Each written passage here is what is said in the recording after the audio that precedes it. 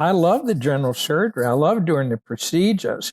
And as a fourth-year resident, I was head of the service at Martin Luther King General Hospital. I did a leaking aortic aneurysm with myself and an intern. And I did my first facelift, if you will, as a general surgery resident. As fourth-year resident, one of the services we ran was Sepulveda Veterans Hospital. Somehow the vets found out. One guy kept saying, "Let me do my facelift, do my facelift." We went and talked to the head of the service and said, "Can we do a facelift?" So long story short, Harry and I did a facelift. I did the right side, he did the left side. And the guy turned out okay. Welcome to the DIEP End, a plastic surgery podcast.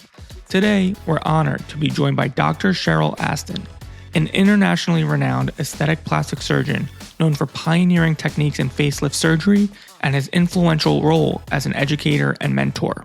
Dr. Aston's remarkable career spans over 5 decades, during which he trained at prestigious institutions, was the chair of the Department of Plastic Surgery at Manhattan Eye, Ear, and Throat Hospital, and was president of the American Society for Aesthetic Plastic Surgery. He has significantly advanced the art and science of facial rejuvenation, establishing new standards of surgical excellence recognized worldwide. Beyond his clinical achievements, Dr. Aston's dedication to education and mentorship has shaped generations of plastic surgeons, making him a beloved figure in both academic and private practice settings. Today, we'll dive deep into Dr. Aston's journey, from his rural upbringing in Virginia to his pioneering influence in aesthetic surgery, his approach to innovation, and his unwavering commitment to patient care. Let's dive in.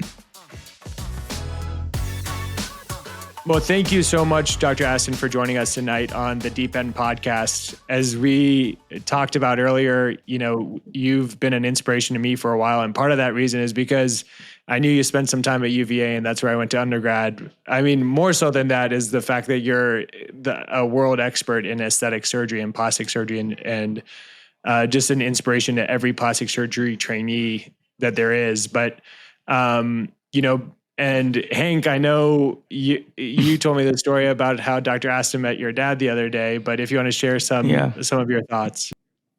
Yeah, I mean, well, first of all, my dad says hello. He enjoyed meeting you in Vegas.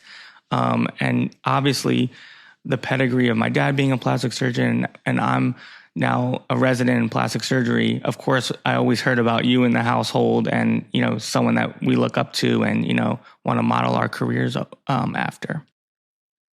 You're very kind, Hank. It was great to meet your dad. He's such a great gentleman and great plastic surgeon. So it was my pleasure to meet him. Yeah. Thank you for your kind remarks there. So one of the things that we're always interested in, but particularly with you is we know where you are now, and you're at a stage in your life where you are like, you're who I think of as like the New York aesthetic surgeon, facelifts and just world expertise. But I like to think back years ago as to how you grew up as a kid and what kind of kid you were. Did you do anything outside of school? Is there anything back then that might have said, one day I'm going to be a plastic surgeon? So if you can kind of take us back to those youthful years and tell me a little bit about those. Sure, happy to do that. Well, actually, I grew up in a rural community, a very small village where if you counted pregnant women twice, there wouldn't be 100 people. And I went to a small public school. We had 500 students, and that was grade 1 through 12. And so I grew up in this community. And what was it called? It was Holland, Virginia. Mm-hmm. And currently Suffolk Physician, which is a major city now, and they expanded the city. But I'm from Norfolk, Virginia. I don't think you know where Suffolk is. I know where Suffolk is, of course. Yeah. Okay. Well, I grew up about 10 miles outside of what was the city limits of Suffolk. Yeah. In a small village. And my high school was just right down Route 58, 10 miles from Suffolk. And I played football. You wouldn't know it today, but I was about 15 pounds heavier. I was first string quarterback 3 years in a row, and lost 3 games in 3 years, one each year. So, and I played second base in baseball. And so, I had a normal high school experience for a farm boy, country boy. And I went off to the University of Virginia. And that's really changed my life in general. My high school guidance counselor, senior year class teacher told me I shouldn't go to the university. It was too big. I wouldn't be able to make it. But I guess she gave me a lot of stimulation to go do that anyway. Yeah. And so I was at University of Virginia for undergraduate school and medical school. I knew I was going to medical school. If you ask me what you're going to do when you grow up, when I was 6 years old, I would have said I'm going to be a surgeon. Why? My paternal grandmother had melanoma. She had a lot of surgical procedures. And I heard about surgeons just about every day. I don't think I knew what the heck a surgeon was, except the surgeons were taking care of my grandmother. So when I graduated from high school, I went off to the University of Virginia with the idea I was going to be a surgeon. Mm-hmm. And things changed from there, as you might imagine. My transition to plastic surgery came during my senior year in medical school. So let me tell you about that. Yeah. First, I want to just interrupt and say, ask me. Well, you interrupt me anywhere you want to, because I'm happy to talk about everything. 2 things. First off, growing up in Norfolk, Virginia, the history of Eastern Virginia Medical School and the legacy of plastic surgery there is something that kind of sparked energy in me for the longest time, because are you familiar with like the history and the legacy of the people at EVMS? Oh, sure, absolutely. You knew Jim Carraway, no doubt. Oh yeah, of course. Yeah, he operated on me. He did something on me. I don't know what he did, but it's something as I was as a kid. Jim Carraway is a great friend. Yeah, still is, and Dr. Horton, of course. And so Horton, Charlie Horton did this. Yeah, he did that from underneath my eye. Yes. So they had a great reputation, obviously, as plastic surgeons, but they came along a little later in my life, as you might imagine. Yeah. Yeah. So at UVA, I went to UVA, so I kind of know a lot about the school, and as academic as it is, it can be a lot of fun as well. So did you have fun there? Were you in a fraternity or anything like that? Or did you stay pretty academic focused? Well, both. I was an SAE. What fraternity were you in? Were you in a fraternity? Kappa Alpha. KA. Yeah, you're a great KA. Well, KA house was next door to the SAE house when I was an undergraduate student, just off Rugby Road. You were facing Rugby Road. We were on Great Avenue. Yeah. Hank, you got to come. There's great wine tasting. Invite me. I'll be there. Yeah.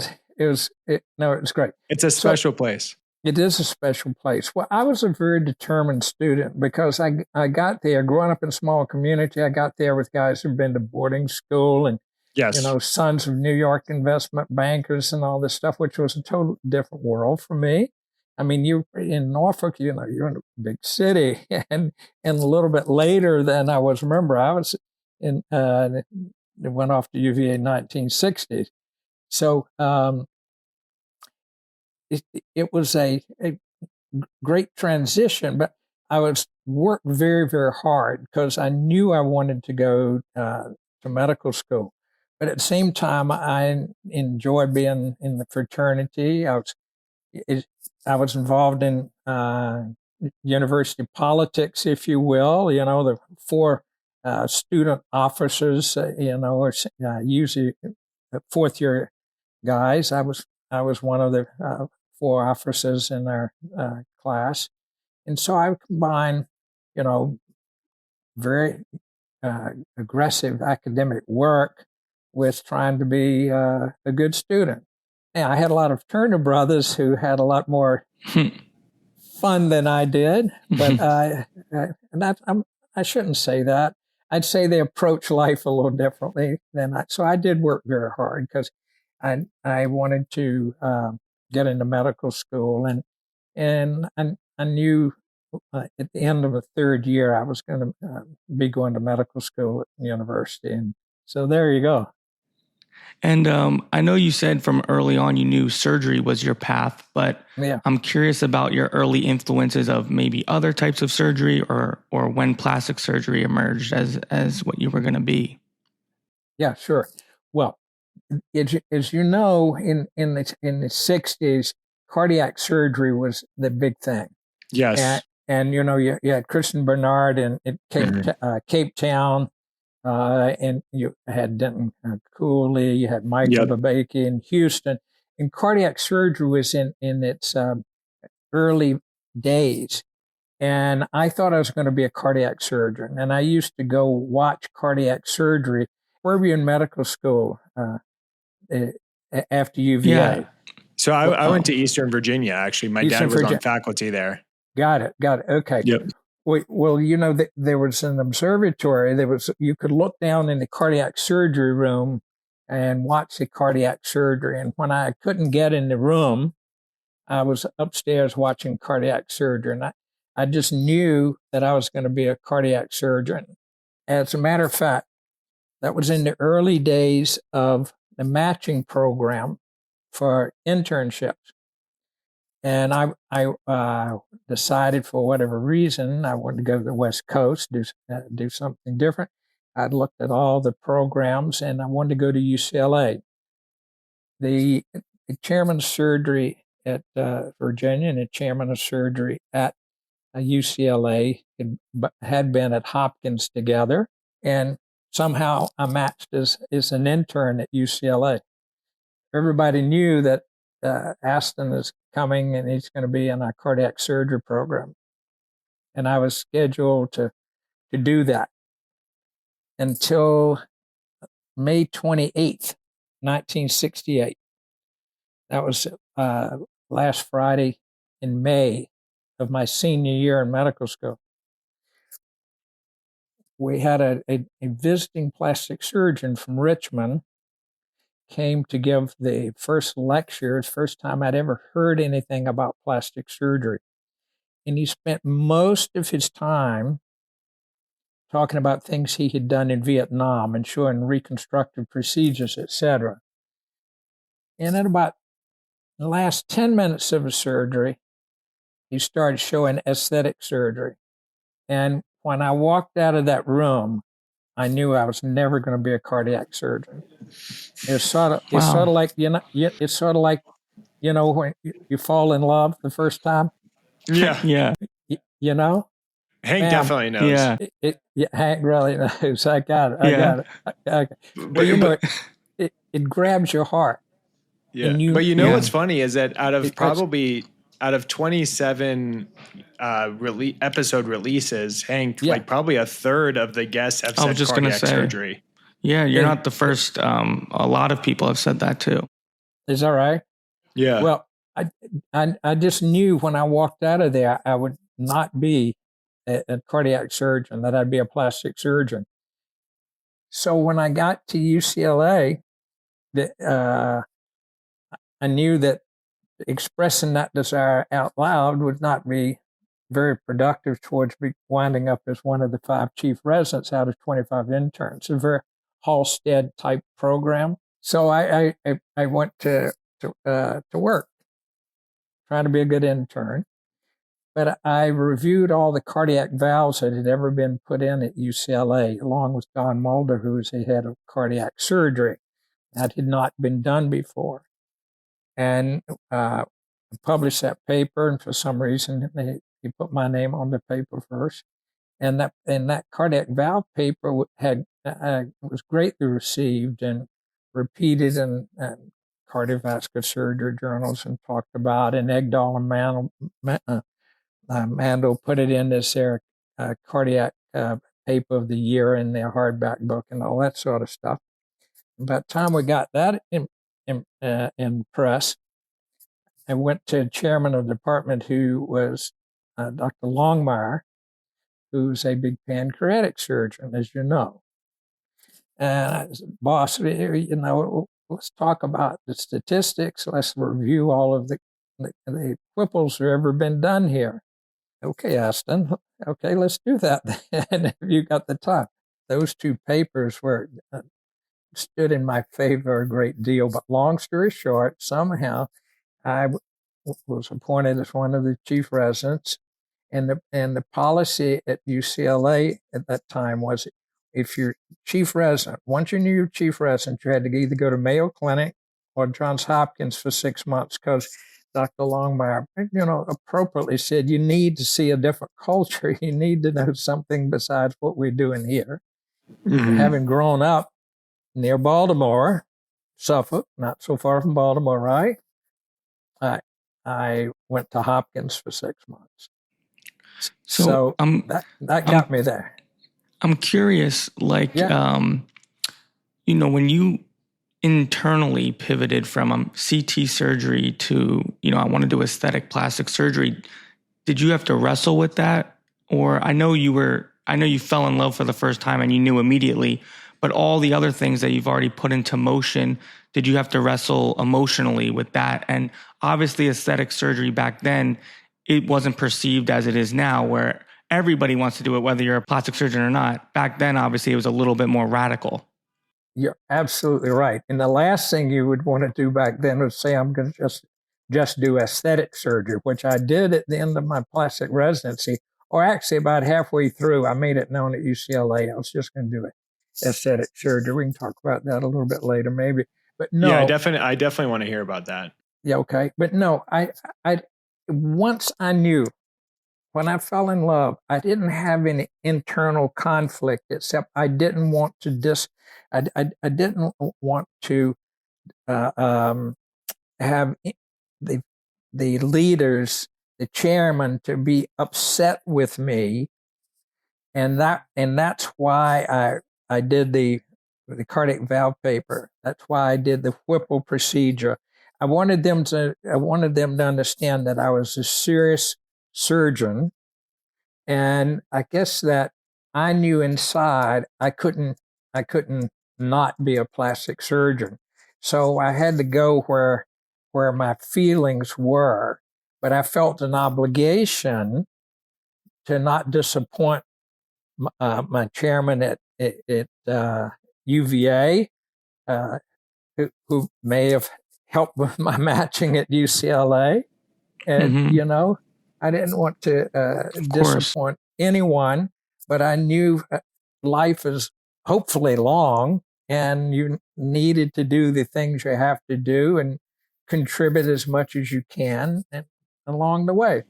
So, of course, so I didn't know. I knew what I had to do. Yeah, it reminds me a lot.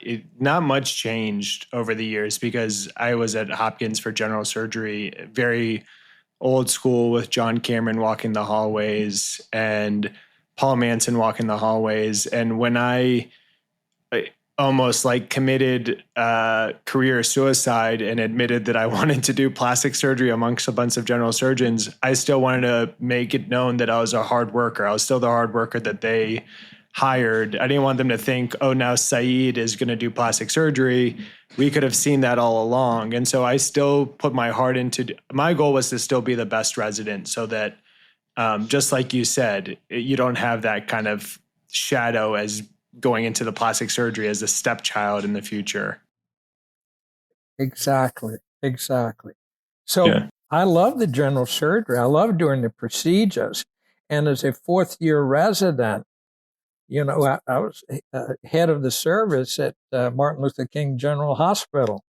I did a leaking aortic aneurysm with myself and an intern, and gunshot wound to the chest in the emergency room, And of course, we did a lot of other cases. I did my first facelift, if you will, as a general surgery resident. As fourth-year resident, one of the services we ran was a Sepulveda Veterans Hospital. And and Harry Glassman, who was 1 year behind me, who practiced in Beverly Hills for many years, were on the service together. And as we'd make rounds every morning, somehow the vets found out we were doing serious surgery, but we also both had an interest in plastic surgery. One guy kept saying, "Let me do my facelift, do my facelift." We went and talked to the head of the service and said, "Can we do a facelift?" He said, "Well, you guys know." Yes, I know how to do a facelift. Because Franklin Ashley, who was chairman of plastic surgery at UCLA, did 2 facelifts in his office at Beverly Glen Hospital every Saturday morning. And when general surgery rounds were over, I'd shoot over to his office and he let me watch over his shoulder. So long story short, Harry and I did a facelift. I did the right side, he did the left side. And the guy turned out okay. But, we just did a skin lift with a little plication kind of thing. But that's how we got through the general surgery residency and on to the plastic residency. But when I was applying for plastic surgery residency, unless you were board eligible or going to get your boards in general surgery, it was worthless to apply to NYU because they're only taking people who are going to be double boarded. Yeah, I knew that. That was part of the deal, but I had decided that NYU was the place that I wanted to come for my aesthetic surgery training. Mm-hmm. And what it's funny. I mean, going to New York with a Southern accent probably wasn't easy. But it wasn't easy. You're I'm right. surprised you're able to USA. maintain it for so long. Well, it just sort of sticks there, But yeah. But coming from UCLA, I arrived in NYU. It came early morning. I came through the cafeteria line. I had on my bell-bottom pants and my platform shoes, and I saw a couple of the general surgery residents punching each other's elbows and nodding towards my feet because this was not normal. But a day later, Dr. Localio, who was head of the general surgery department, if you will, was walking down the hall with his entourage. Just before breakfast, they were making rounds, and Dr. Localio stopped me and said, "Are you Dr. Aston?" "Yes, I am." And he said, "Well, the paper you published with Bill Longmire and those Whipples." So I got some street creds with his entourage. And 2 days later, I'm walking down the hall, different floor, and there comes Dr. Spencer, chairman of cardiac surgery, with his entourage, right? And he stops me, same thing, says, "Are you Dr. Aston?" "Yes, sir, Dr. Spencer, I know who you are." He said, "That paper you did with Don Mulder was pretty fabulous on all those cardiac valves." So you know what? Wow. That's why I say that the pancreatic surgery paper and the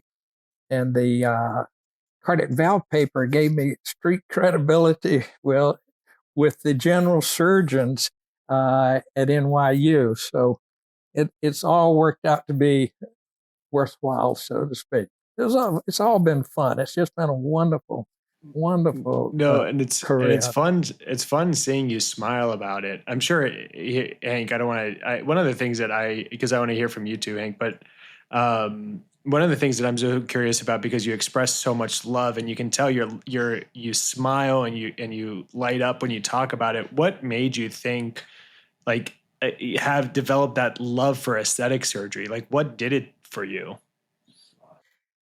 I've thought about that. I don't know exactly, but I felt it inside. I felt it in my heart. I wasn't kidding when I said, when you fall in love for the first time.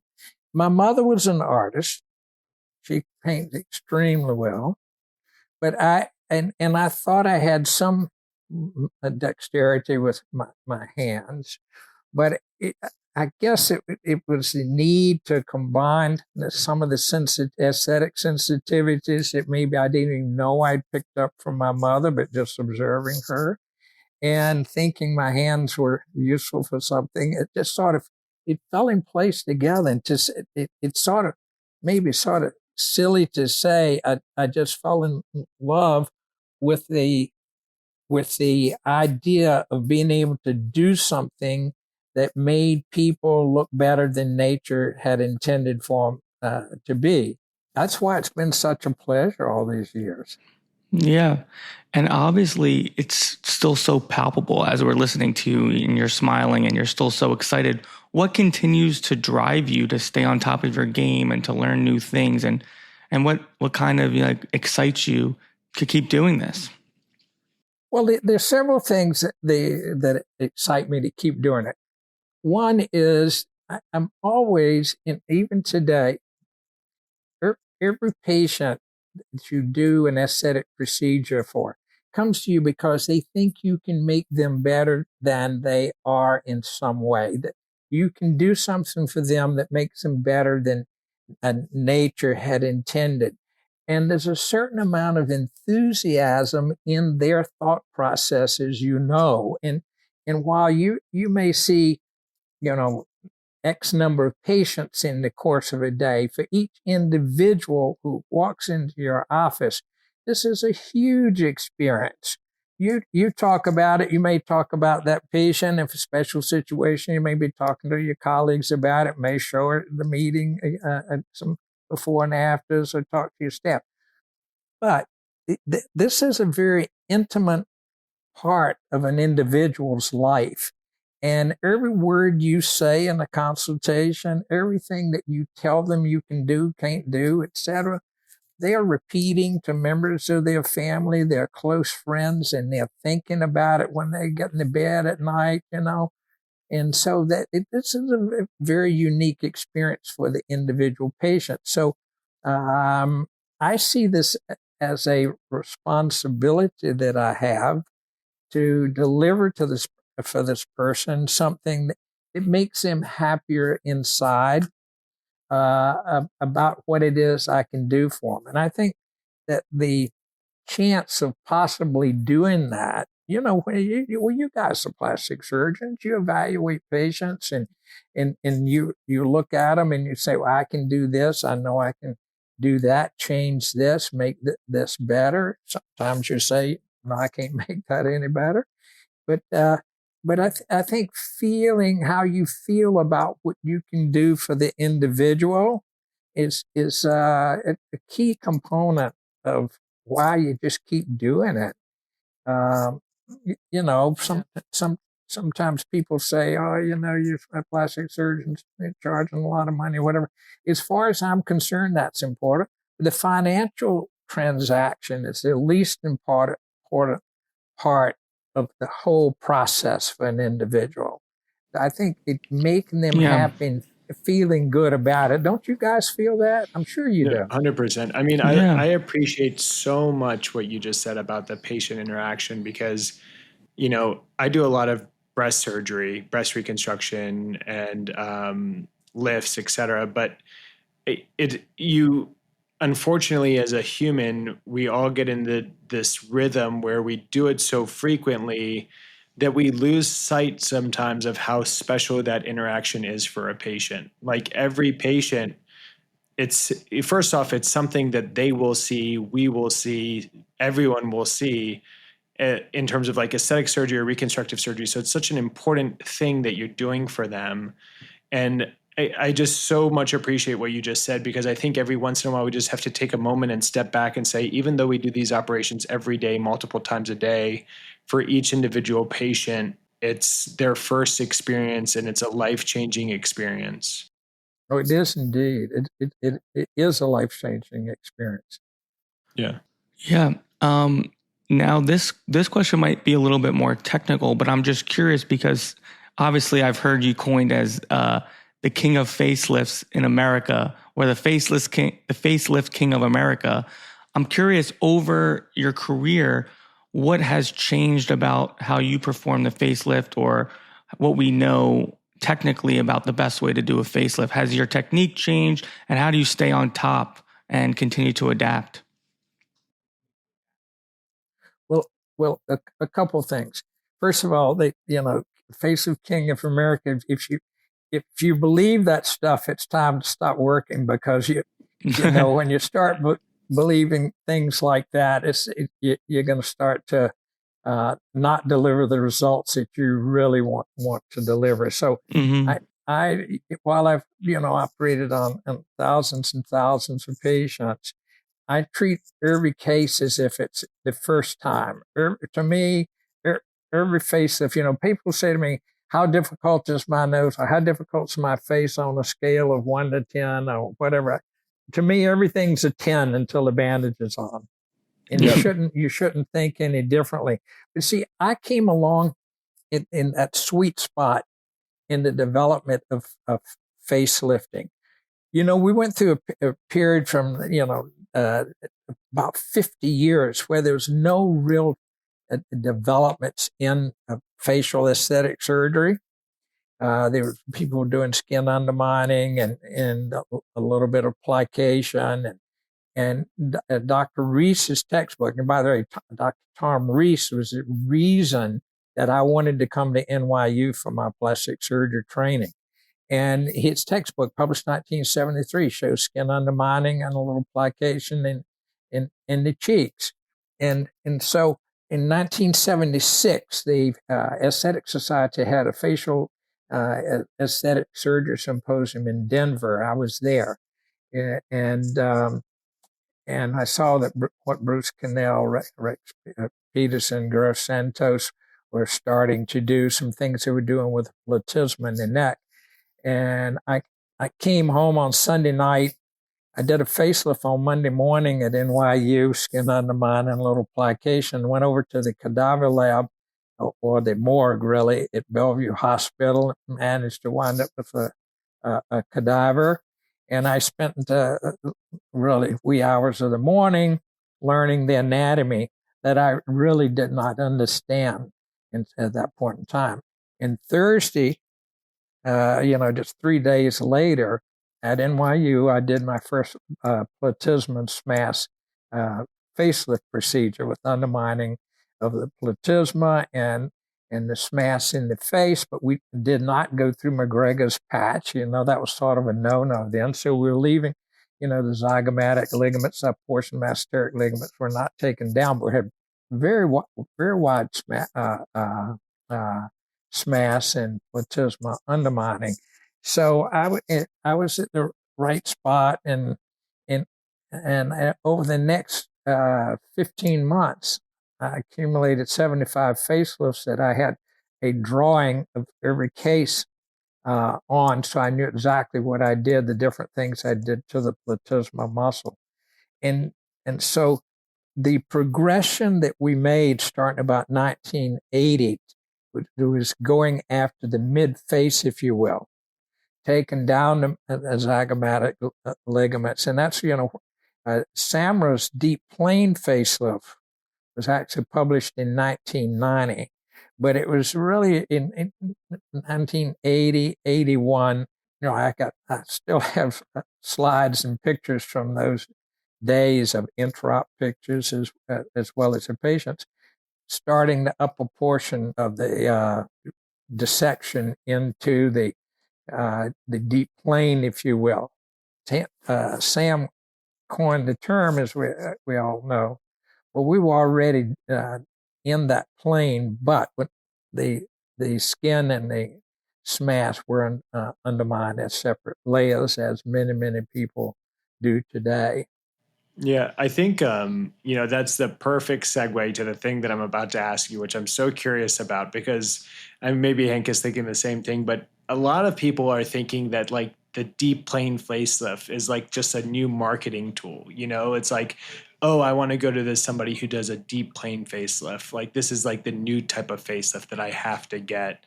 What's your thought on that term now that everyone's kind of just throwing out, and everyone now wants the deep plane facelift? Well, it is true because that the marketing has been an essential part of deep plane facelift. But let's just stop and think anatomically what we're talking about.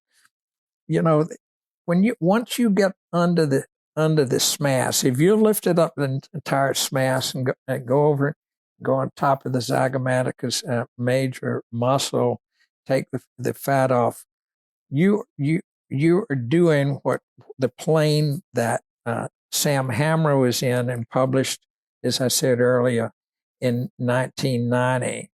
It has been marketed through social media as if this is a totally different operation. And today, there are a huge number of variations. The meeting that I was in Vegas, where I met your father, Hank. I was on a panel, and there were 4 deep plane facelifts presented right after my talk. And I talked to them about the history, et cetera, et cetera. And each of the deep plane surgeons were doing their modification, their particular form of the deep plane. Now, everybody to be in the deep plane, you've got to get under the SMAS, but where you enter under the SMAS, et cetera, varies from surgeon to surgeon, as you all know. You read the literature, you read everybody's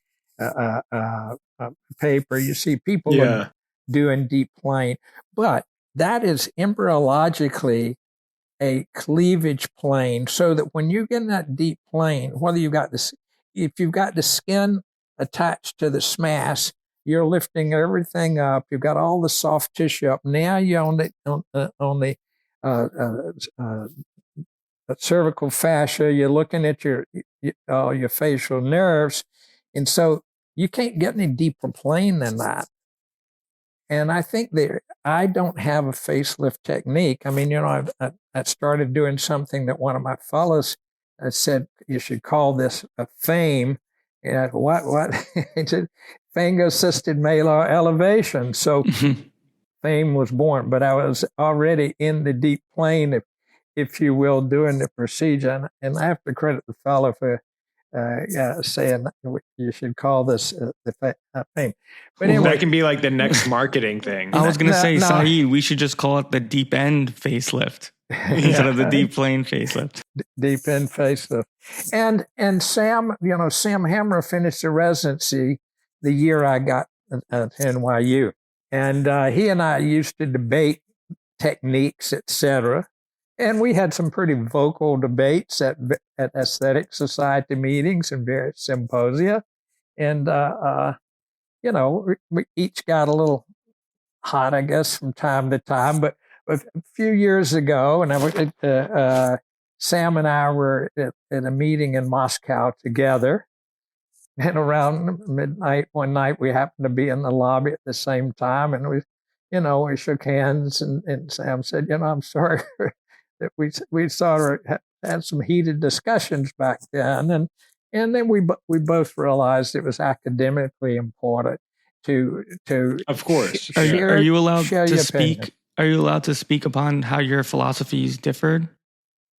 Oh, well, the main thing was that Sam, if he's in the deep plane, he was leaving the skin attached to the SMAS. Mm-hmm. And what I did and what I do today, depending on the patient, is it's bilamellar. The skin is one layer and the SMAS is a separate layer. So we argued back and forth about which was the best result. And I think there's room for all the procedures, and I think there are patients where a composite, I think it's better just call it a composite versus a bilamellar. And I think there are places for each of those. And I do everything. I do, I don't do any skin, just skin underminings. Or at least I haven't for many, many, many years. But I do a lot of bilamellar procedures. There are few patients, particularly secondaries, tertiaries, where the only thing you can do is maybe some imbrication, because you're already looking through a thin SMAS, particularly just anterior to the parotid. You're looking at the facial nerves through 2 or 3 cell layers and those sort of stuff. But for the primary facelifts, and I vary that based on my sense of the anatomy of that individual and how I'm likely to get the best result. Right. So I think there's no one facelift technique for all patients. I'm sure you guys agree with that. Of course, it's patient specific. And now, obviously, with some less invasive or non-invasive devices, or like radio frequency type stuff, has that changed how your consultations go with certain patients now that you can offer different things that you weren't able to offer back in the day? Yes. And I do some radio frequency microneedling, but I tell the patients that you won't get rid of all the wrinkles. I could make your wrinkles go away faster with laser, but your healing time is going to be significantly longer. And the fact is, if you laser people deep enough that you're going to get rid of the wrinkles, a huge percentage of the time you're going to look at them a year out, year and a half out, you'll have a little depigmentation too. Right? If you take dark skin, you may wind up a little darker too. But I would say, when I go back, I've spent so many hours at night sitting at this desk looking at my before and afters. The truth comes out, at 11 o'clock at night when you're picking those pictures up and putting them down and saying, this is what I did to this patient. This is the result I got. That looks a little bleached there. Maybe, lost a little pigment. And so you learn these things over the years. And I tell patients that. I said, I can do laser, make your wrinkles go away faster than I can with radio frequency. But we run the risk of a little hypopigmentation. Of course, there's some good lasers now that you can get good results with maybe less. But remember, I was there at the beginning of the CO2 lasers, which had a rather long healing period with them. Yeah. Is there, before we ask you more about your career, is there like a sweet spot for, this is the number of facelifts I want to do a week where I'm not overburdened, but I'm still offering a good result? And what does your kind of wait list look like? Well, we're fortunately are busy, but listen, when it comes to wait lists, I think that's ego building. My philosophy has always been that if your schedule is full next week, that's all you need. And fortunately, there were times that I've done 4 facelifts in a day. Certainly, the facelifts we were doing at that period in time, when today's facelifts are not just facelifts. You got fat grafting. Yep, exactly. And all the other things that you do. So the amount of time it takes to get the procedure done and do it the way you want the result to be, just is a longer period of time. But at this point in time, I'm happy, working as hard as I did 30 years ago. I mean, I've been very. You're still smiling. You still have a big smile. So well, listen, I've been very lucky, guys. In July 1, I will have been in practice 50 years. Wow. So I feel very good about that. But listen, Michael DeBakey operated for 75 years, I think. So he retired at 90, I think. Stopped operating. Wow. I'm not saying I have. And that's doing heart surgery. Yeah, it's doing heart surgery.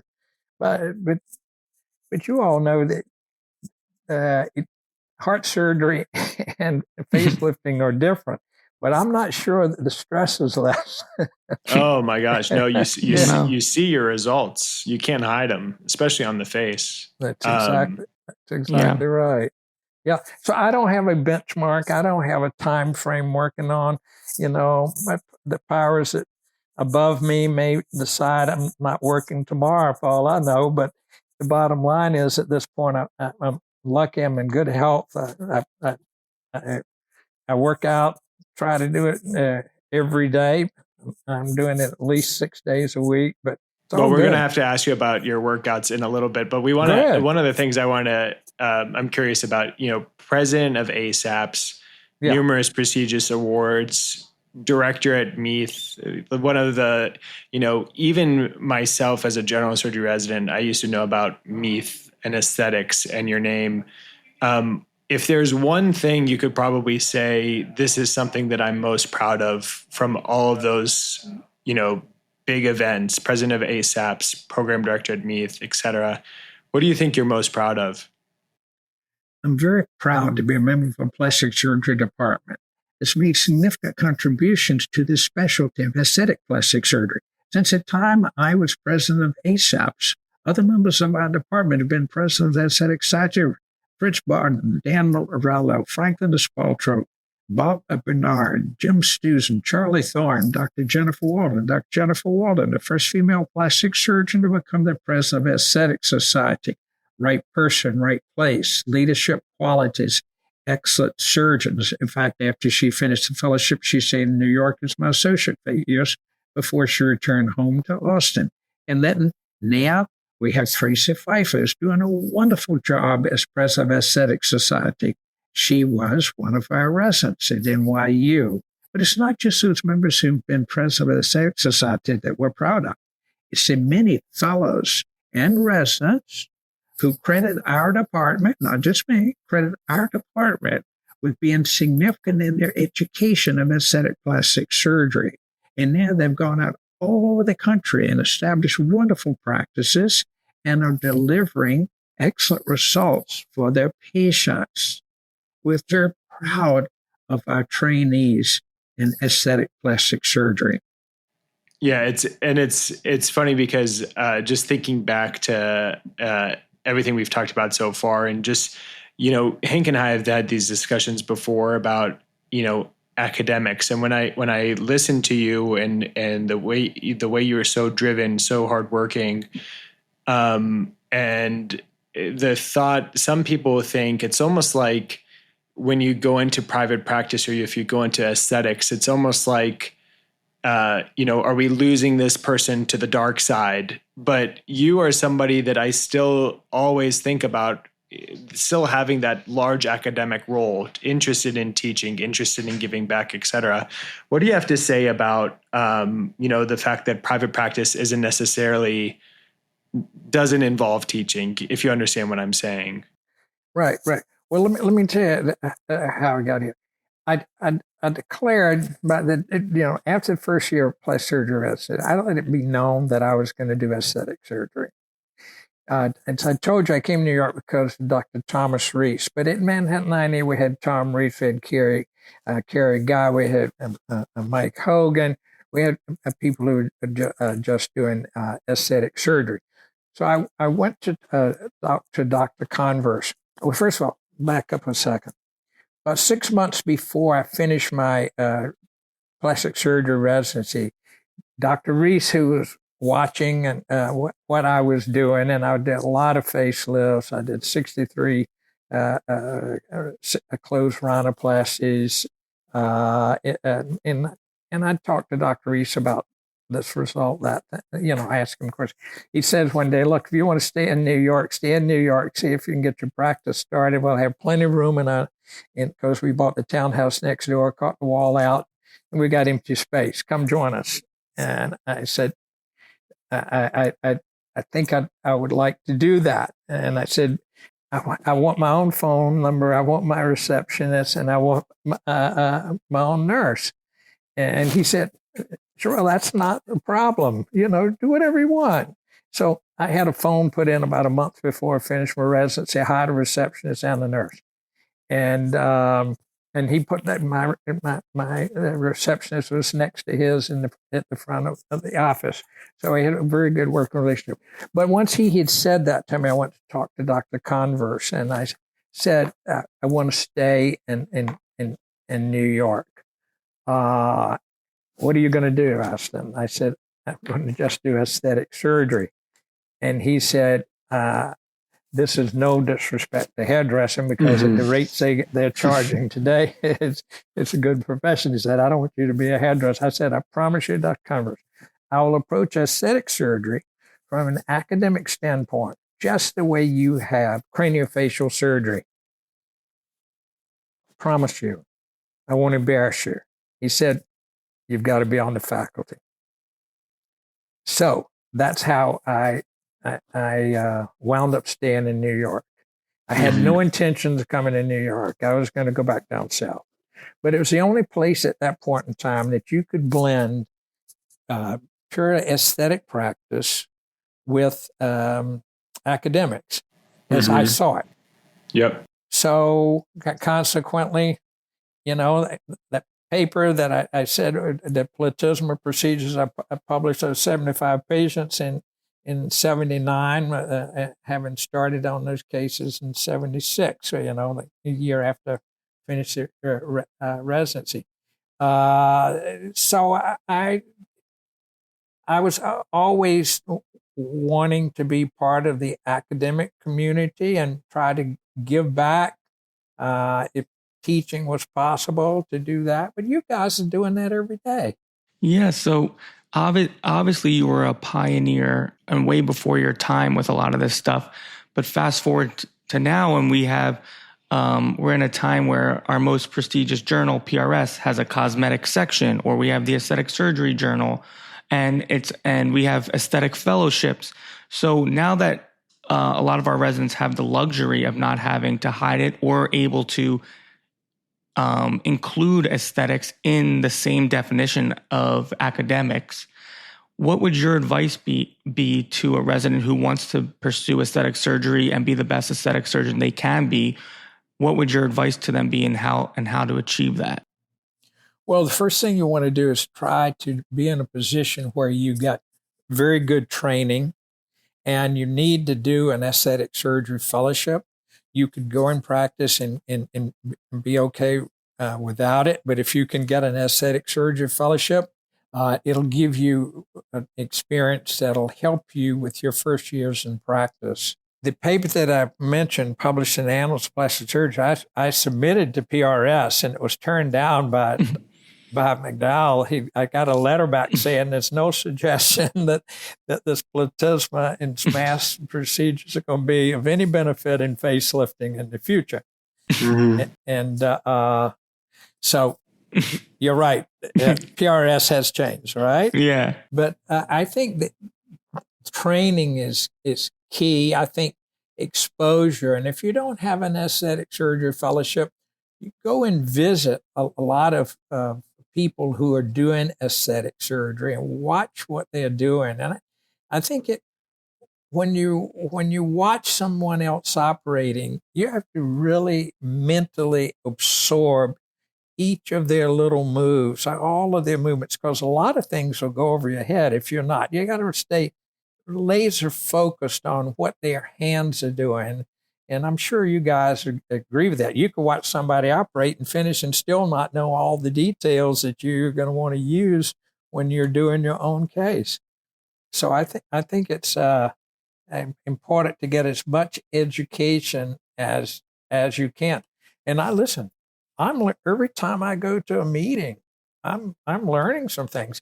The meeting in Las Vegas 3 weeks ago, it's a combination of plastic surgeons, dermatologists, facial plastic surgeons. I learn from everybody. I try to come away from every meeting knowing something that I didn't know when I got there. Yeah. And that takes me to my next thought. It's, when we reflect back on everything that got us to where we are, obviously there's a lot of highlights. Is there any regret that you have in mind that you're like, if I could go back, to 30 years ago, 40 years ago, 50 years ago, I would probably have done this a little bit differently? Not in terms of just a strictly surgical practice. I think I would... Or just in life. Yeah. Well, the one thing I would have changed, in the building where I am now, I have my office, my surgical facility here. If you go out the back door of my office, you go in another office, which faces on 71st Street. It's an office that I own. I had a spa there in the 1980s. I I had a medical spar with estheticians, a PA, a nurse, and it was a bit ahead of the time. And we had a lot of makeup products and all this sort of stuff. But it was so much ahead of the time that you couldn't wrap your arms around it the way you do today. The only real injectable was a collagen. And, the authorities weren't really happy that nurses had started injecting something, and so in the surgery practice was consuming night and day. So I eventually just closed that business. So if I were doing it over, if you say, what would you do there? I would keep that going rather than close it down, because it's such an integral part of practices today. Yeah, you're so right. Yeah. Some of the things that we kind of some of these last questions are kind of quick shots, but you talked about working out and how you work out 6 days a week, which makes me need to work out after this podcast. I'm going to go for a run or something. But what's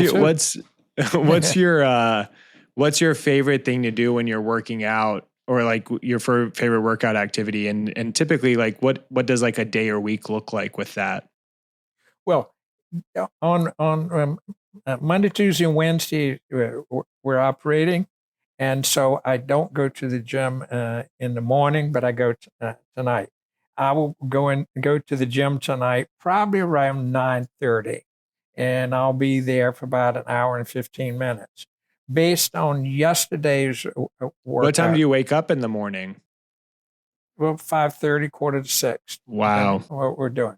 But yesterday's workout had a lot of aerobics, because Friday and Saturday had aerobics, but mostly weights. Yeah, yesterday it was primarily aerobic, and some abs, but and aerobics yesterday included actually jogging in water that's up to here for an hour nonstop. It's as fast as I can. I have a pool that's reasonable width. And so that's a good workout. Yeah, it is. It's amazing workout. And tonight we'll be back to doing mostly weights, and in about 10 minutes of elliptical, pretty fast, and then that get me ready for tomorrow. Do you have a personal trainer? Is this like your own gym, or are you part of a gym? I have a gym in my house in Long Island. That's a pretty decent gym. And in the building, I live a block from my office. So in the basement of our building where I live, we have a very nice gym, which has everything. And the other thing is, at 9:30 at night, there's nobody else there. Perfect. Yeah, that's true. So, but that's it. I think that's an essential part of your life as a surgeon. And I think staying physically fit is very meaningful to a young surgeon. It's easy to put that off after a long day, but I think that keeps you going. Yeah. Do you find that like sorry, Hank, I have to ask about it. Do you find that like a late workout gets you tired for the next day at all? No, energized for the next day. Sure. Your arms, your legs, your back, your shoulders, all the muscles. I don't sit down to do facelifts. I stand. A lot of people sit to do the faces. I stand for 100% of what I do. I think you just keep your body in good shape.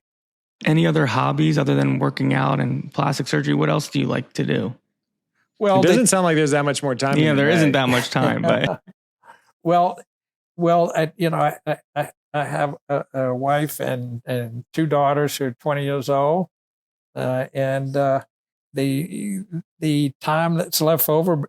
You're right. It's not a lot of time, because putting lectures together, as you both know, that eats up a lot of nights and a lot of weekends. So keeping it all together and doing those things that need to do professionally as well as personally. Just try to blend it all together. And, yeah. Do either of your daughters want to do plastic surgery? No. And I have three sons. Two of those are bankers, and so that no.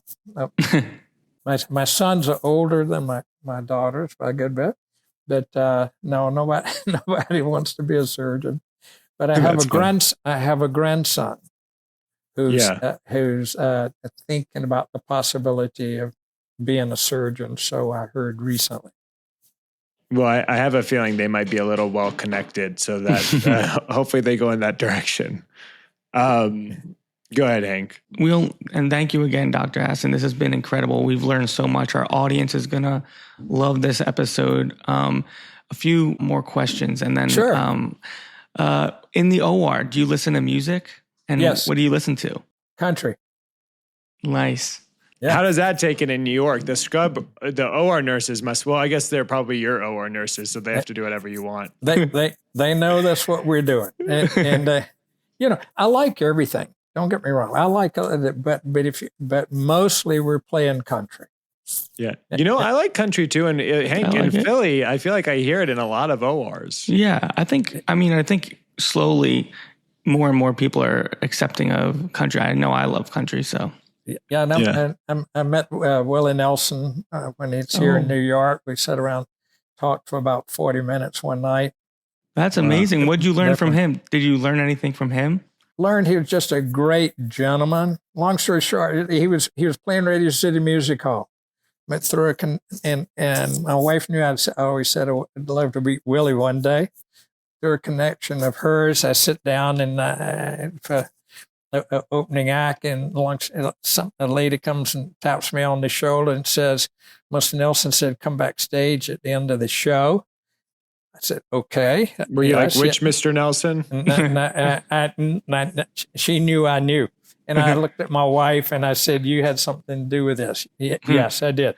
So about just a few minutes later, same person taps me on the shoulder and said, Mr. Nelson said, at the end of the show, it's too crowded backstage. He said, come on back with me now. He's coming off the bus, which was parked right outside of Radio City Music Hall. Oh, my goodness. And we go sit down in a room and talk for about 40 minutes. They come and knock on the door and say, Mr. Nelson, you got to come on. He'd say, I'll be there in a minute. And the second knock on the door, about 5 minutes later, he says, all right, Doc, I got to go out here and make a living. But he's a country guy growing up in Texas. Very, very, very nice. And he was wondering how a guy from Virginia wound up in New York. But he's really nice. And I met George Jones when he was in New York. But that's another story. But it was all good. Yeah, it's funny to think about coming from the South and ending up north. But my wife and I are both from Norfolk. She actually went to UVA too. She's actually from Anancock, Virginia, which is more really the southern part of Virginia. So, but it's been a lot of fun. Where are you from, Hank? I'm not from the South. I'm from South Jersey, right outside of Philly. South Jersey. Yeah. So South Jersey, that's not way the different. South. But my girlfriend's from Alabama. So she's got the Southern accent a little bit. I see. Well, I think once you have it, it sort of sticks. Yeah. So, and then what advice do you think you would give your 25-year-old self? Well, it 25, that would be 1967. In retrospect, it would be just what I did. Pursue what your heart tells you to go after. Because if you don't, you're not going to really be happy in life. You don't want to look back and say, coulda, woulda, shoulda. We all have some of those. Man, I've got a long list of those too. But I think in terms of doing the profession you want to do, you got to pursue what's making you happy. Yeah. Yeah. All right. Should I ask the last question? Yeah, ask the last question. The last one is just, what's your favorite surgical instrument? Scalpel. As any surgeon should say. Yeah, you can do a lot of things with a scalpel. Yeah. Any specific blade? 10. 10 blade. You can't give away all his secrets, Hank. Come on. So this has been a ton of fun. Well, it's great for me. I think that you gentlemen are in an academic community. I think the fact that I think sharing what we know with some younger people, particularly the fellows that I've had over the years, have been, brought me a great deal of pleasure seeing them develop practices and go on to heights of their own. And I think that's one of the great rewards we get out of the academic side of plastic surgery. And I'm fortunate they've had some fabulous fellows. Well, awesome. Well, thanks again for joining us. Thank you for listening to The DIEP End, a plastic surgery podcast. If you've enjoyed today's conversation, please like, subscribe, and leave a rating on Apple Music or Spotify. Video from the podcast is available on Instagram and YouTube at The DIEP End Podcast. Join us again soon for more conversations with luminaries and experts in the world of surgery.